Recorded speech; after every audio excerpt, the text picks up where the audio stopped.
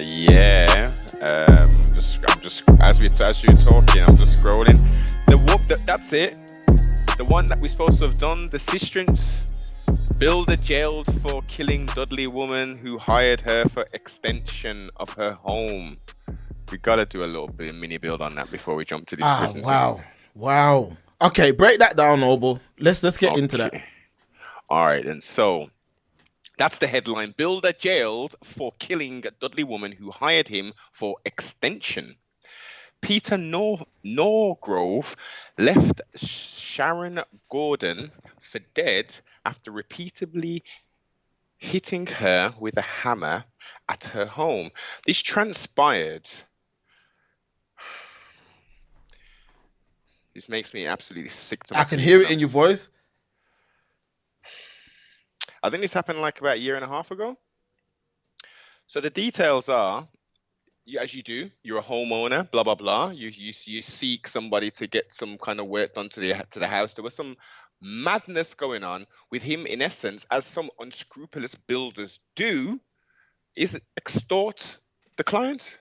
So you quote one price and then you start saying, oh, I need an extra 200 quid here. I got to do this. We didn't expect this. Now, don't get it twisted. In some occasions, there are what would you call buggerations, where things aren't necessarily factored into the job and will be additional. But this dude was a clear scumball. A clear scumball was this geezer.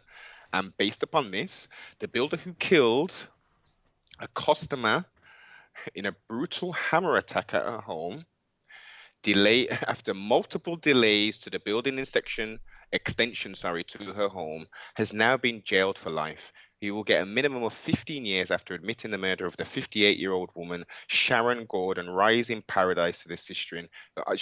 Nobody deserves this kind of foolishness, who was left for dead with severe skull fractures. Wolverhampton Crown Court was told that Norgrove, aged 43, was caught on the doorbell security camera footage before he killed Gordon at her home, Bromford Road, Holly Hall in Dudley, as they say. Very close to home, man. Very close to home. Very close to home, and yeah, that's crazy. That is crazy.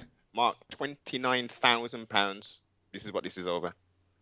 The man killed the woman over some building work. Yeah. So I can see Saint said he was doing some work. They had a disagreement, and he brutally murdered the lady. Very, very sad. And this is right now, the times we are now. This is what I'm saying, man.